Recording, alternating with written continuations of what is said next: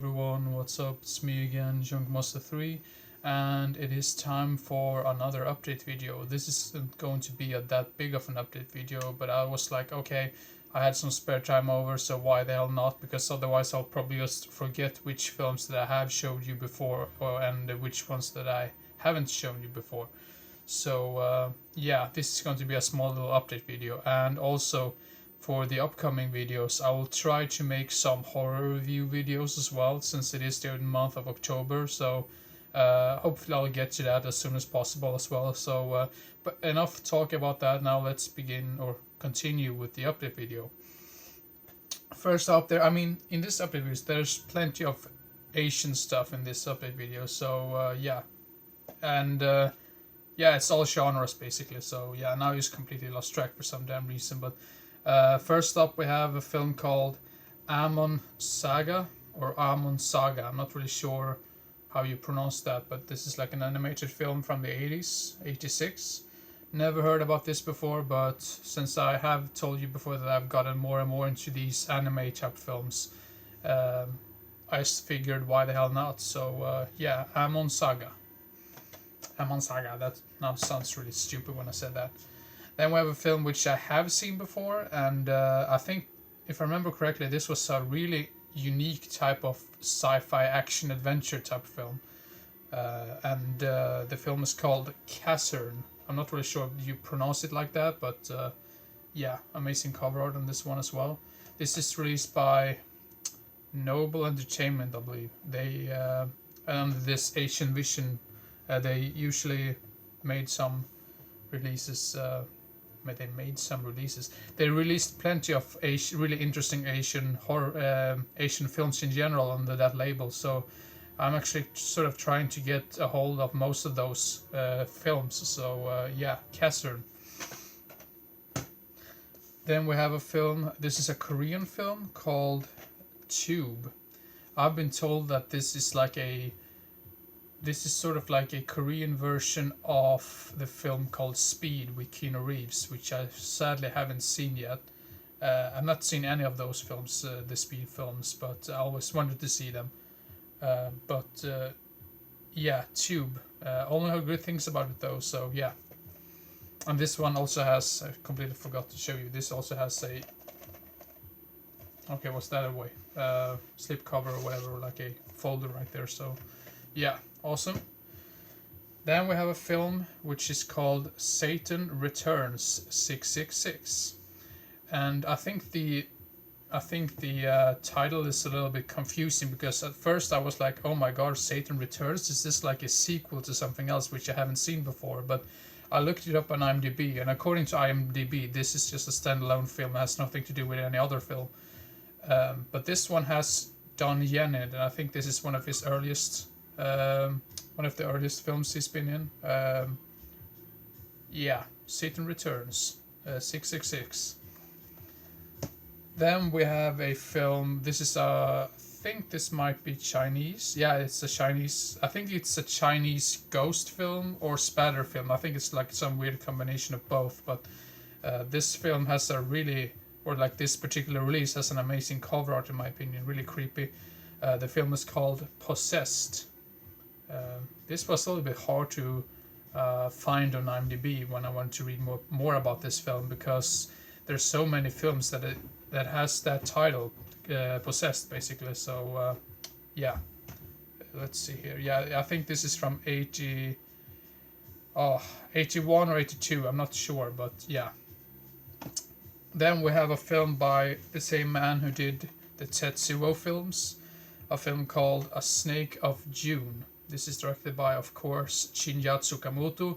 Probably butchered his name, but I've been fascinating to find more of his films, because Tetsuo, those films are just really weird, and that's sort of the reason why I like them so much, because they're so unique in their own type of weirdness, if that makes sense. So yeah, Snake of June.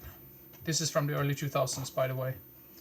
Then we have a film which I actually had before, but I actually sent this one to one of my friends because he was a much bigger fan of this film than I was.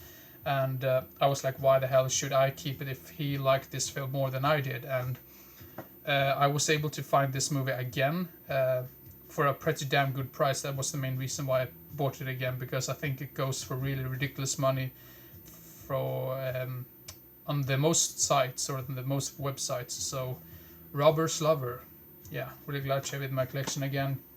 Even though I didn't care too much for it the first time I watched it, I'll probably rewatch it to give it another chance. Now, that was pretty much all of the Asian stuff I picked up. The next ones are pretty much, yeah, anything but Asian, really. The next film is a film called Operation Takedown, with Tom Berenger, Russell Wong, Skeet Ulrich. I'm not really sure if you pronounce his name like that, but apparently about some organization. I think it has something to do with hacking or the internet or something. Criminal thriller type deal. So yeah, Operation Takedown. One of the main reasons why I picked this one up was mainly because of Tom Berenger. I think he's a really underrated actor in general, and I really like the sniper films, except for the latest one, which I didn't care too much for whatsoever, really. So yeah. Then we have a film simply called, damn, did you see that? I almost failed, like, because I'm an asshole today. Next film is a film called Satan, also Shaitan. I'm not really sure if that's the way you pronounce it, because this is a French horror film from 2006 with Vincent Cassel. Apparently there's some really disturbing and disgusting things in this film, so I'm like, okay, why the hell not? Should pick it up. Then the next film is a documentary actually, about Charles Manson, and I've always been fascinated by that case. So and this is apparently directed by Nicholas Schreck, who is the husband of Sina Schreck, who is the daughter of Anton LaVey. Now enough about that. The film, or like the documentary itself, is called Charles Manson Superstar. Yeah. Never seen before, but I'm like, okay, I've never seen that for sale anywhere else. I'm like, okay, I should really pick that one up. The next film is a Ralph Bakshi films. It's a Ralph Bakshi films. Is a Ralph Bakshi film. Sorry, I'm just so weird right now. The film is called Heavy Traffic. Yeah, I'm a big fan of most of Ralph Bakshi's films. My favorite one being Wizards, I believe it's called. Wizard. Sometimes you just can't speak. And then the next film is a film directed by, on the back of this DVD, it actually says it's directed by someone called Andrew Quint, but according to IMDb, this is directed by Jeff Burr. And that was the main reason why I picked this one up, because Jeff Burr is a really underrated director in my opinion. He directed Pumpkinhead 2, Leatherface, Texas Chainsaw Massacre 3, The Stepfather 2. He did really many sequels, really, which I really appreciate. Most of those films that he directed, that is. And the film is called Devil's Den. And this also has Ken Foree in it, so it can be really interesting. And the last film for this update video is going to be, I'm not sure if this is like a comedy or a horror comedy. I'm not really sure if it's like horror elements to this one whatsoever, but yeah, the film is called Very Bad Things, with Cameron Diaz and Christian Slater. I think this might be from the late 90s or early 2000s, somewhere around that period of time. So, thank you very much for watching, and like I said in the beginning of the video, I'll try to make more horror review videos for you guys. So, yeah, hope everyone enjoyed, and yeah, see you next time. Bye bye.